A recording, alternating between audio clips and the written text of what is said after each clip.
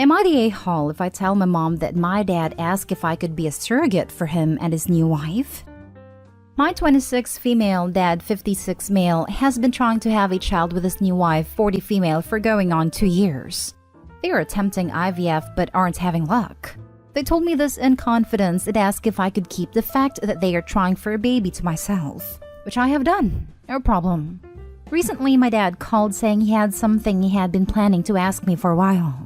He asked if things with IVF don't work out, if I would be willing to be a possible surrogate, with donor DNA for both of them. I was shocked, and to be honest, slightly disgusted by the idea. For some background, my father and I don't have the best relationship.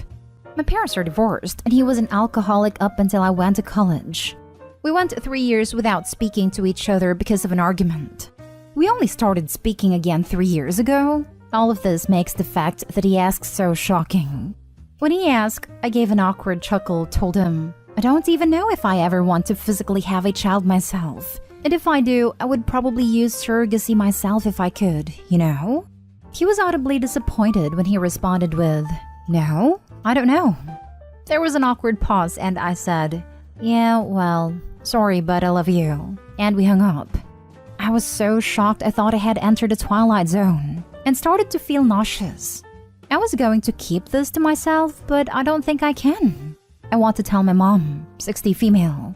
We have a very close relationship and constantly tell each other everything. Even if this is the end of that conversation, the fact that my dad felt comfortable asking me is weirding me out. I'm slightly concerned she might attempt to off him. I would like her to put the fear of God into him so he never considers even thinking of me and surrogacy in the same sentence ever again. My dad is a selfish person. I know he didn't consider the ramifications of what being pregnant and having a child would have on me at all, even if I would not be involved with raising it. I know part of me why he asked is because he was hoping to save the money a surrogacy agency will cost. It's grossing me out that he had to have thought about me being pregnant.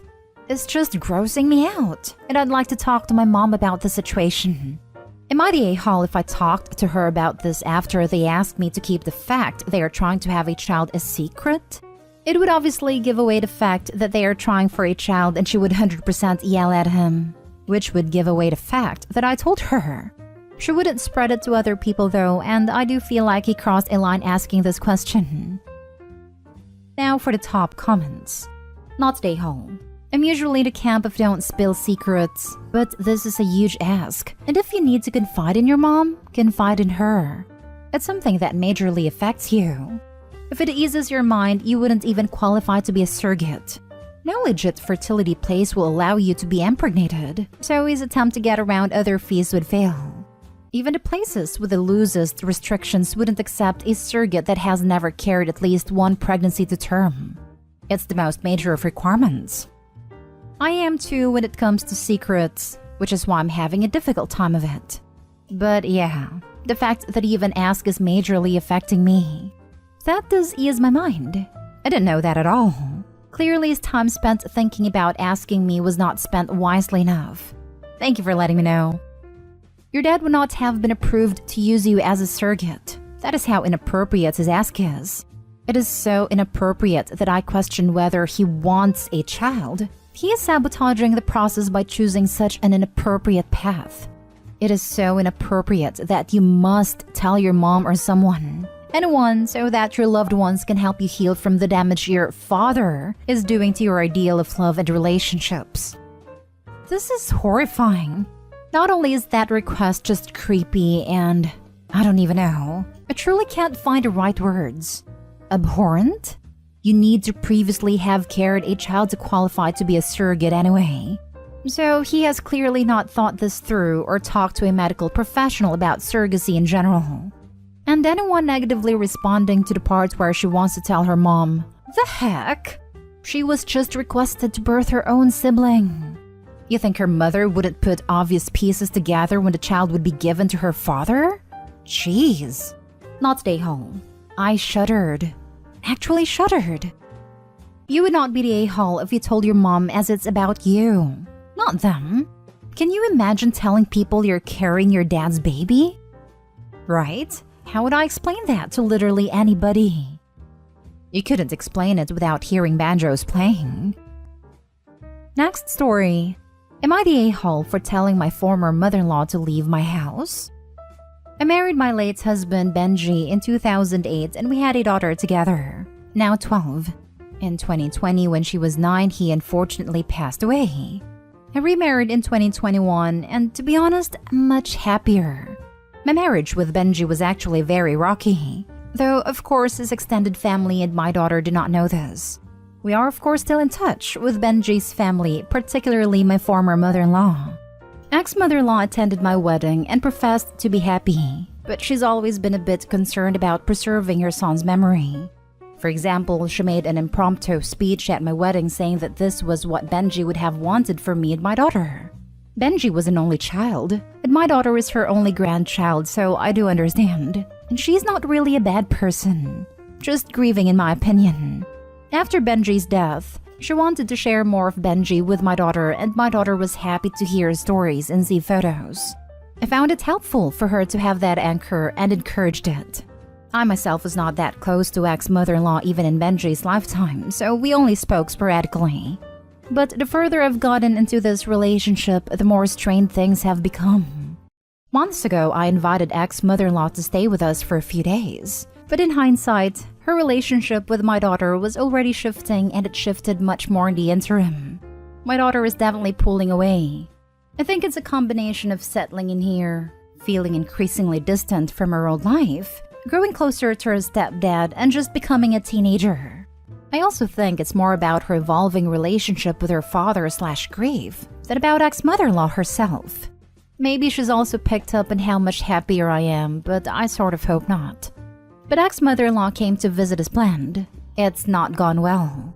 She made a few subtle comments indicating she thinks I'm alienating my daughter from her biological paternal family. Which, to be fair, did move her across the country, and I do encourage her relationship with her new stepdad. But I'm also not trying to erase her dad. On the second day, my daughter said something to her grandmother like, "My parents said I could." She was using it more as a shorthand, but ex-mother-in-law snapped, "He's not your parent," and my daughter was embarrassed. I took her aside and called her out on thinking I was alienating my daughter, and reminded her she was my daughter, and also she was making her own choices. My ex-mother-in-law said my daughter was playing right into my hands, and then suggested that my significant other's closeness with my daughter was somehow suspicious. I flipped out and told her to leave my house. She stomped out, and I just know she's telling the rest of Benji's extended family how terrible and cruel I am.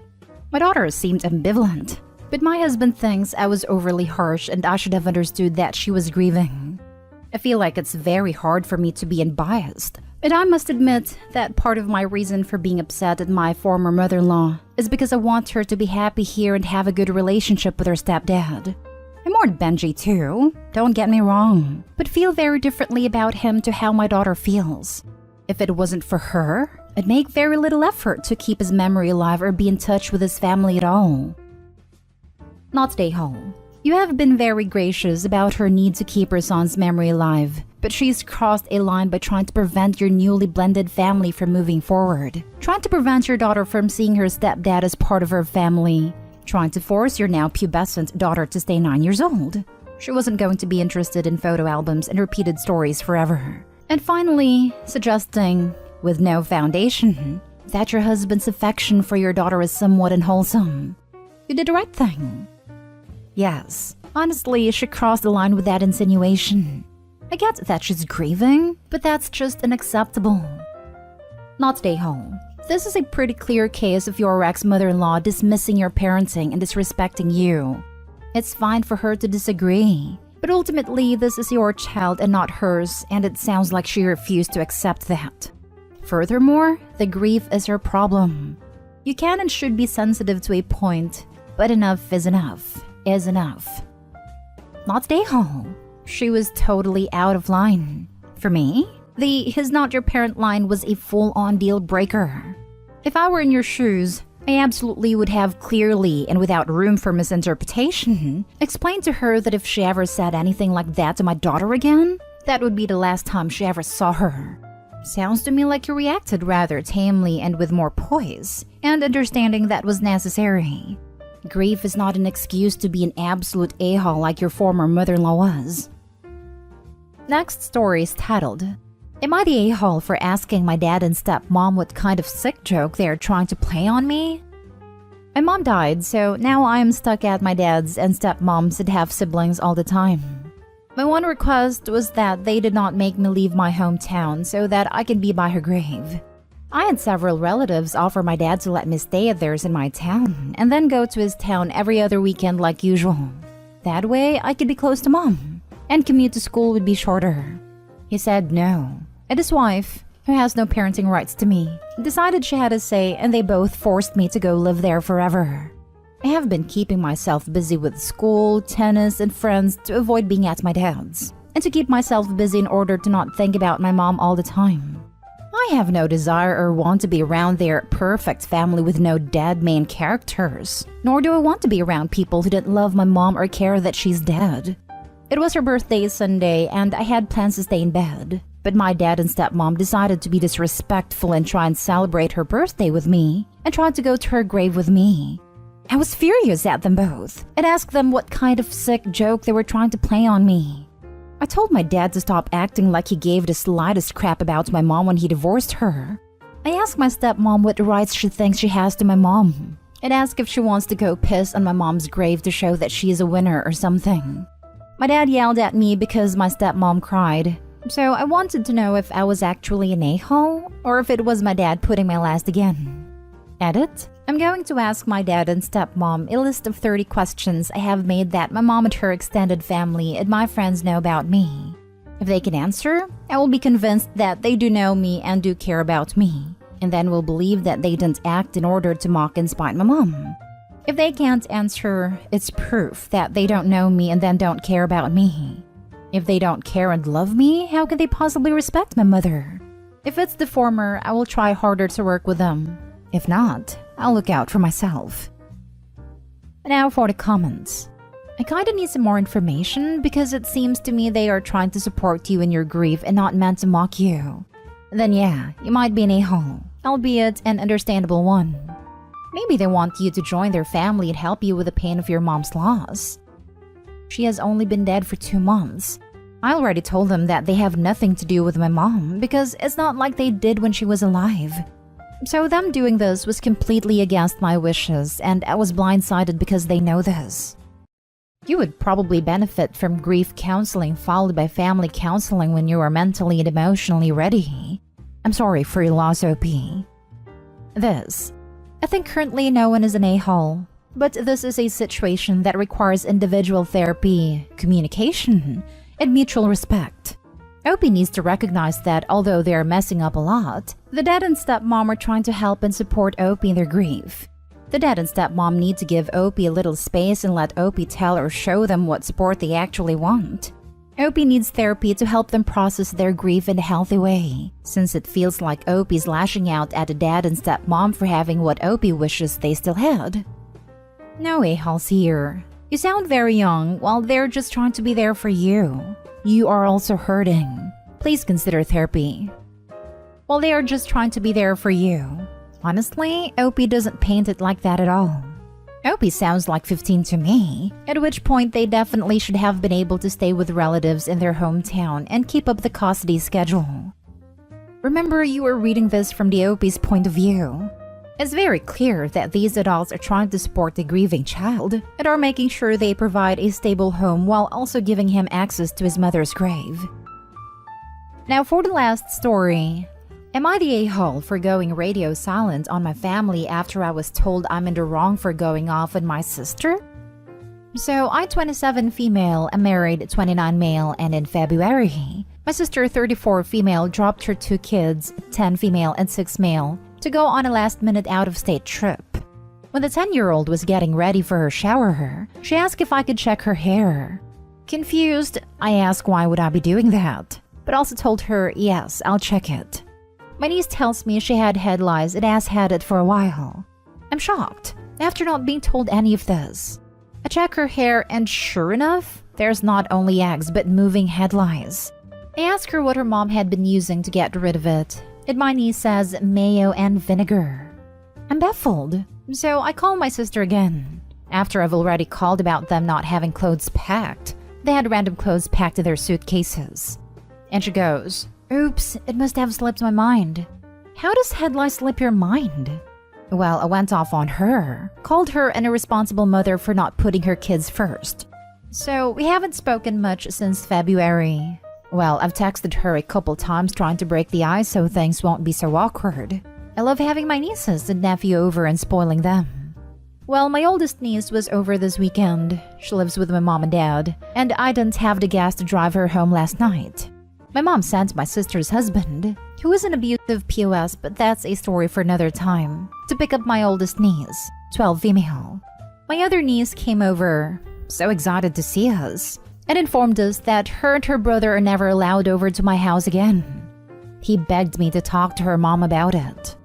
I called my mother and sister and finally asked what was going on. My mother said she wasn't pleased with how I handled things with my sister, and I was wrong for going off on her. My sister told me she's salty and done discussing her kids with me, and she hung up. I informed my mother I'm going radio silent and won't be speaking to any of them for a while because my feelings are valid. I might be the a-hole because I tried to tell my sister how irresponsible she was being with her kids. So, am I the a-hole? Not the a-hole. I'd be furious. It's not just treating everyone's hair, it's boil washing the sheets, pillowcases, towels, etc., and continuing to check everyone's hair. I have very thick and curly hair, and it took me 2 months to get rid of them. I got it in high school. I had medium length, thick, straight hair, and it took the better part of 4 months to be completely rid of them. This was multiple treatments, washing the sheets, deep cleaning everything. They are nasty and tenacious. Those poor kids. Mom definitely wasn't doing enough, especially considering she was throwing live ones on a carpet. Male 28 here. If my sister dropped my niece off at my house and I made such a discovery, all hell would break loose. Oops, must have slipped my mind.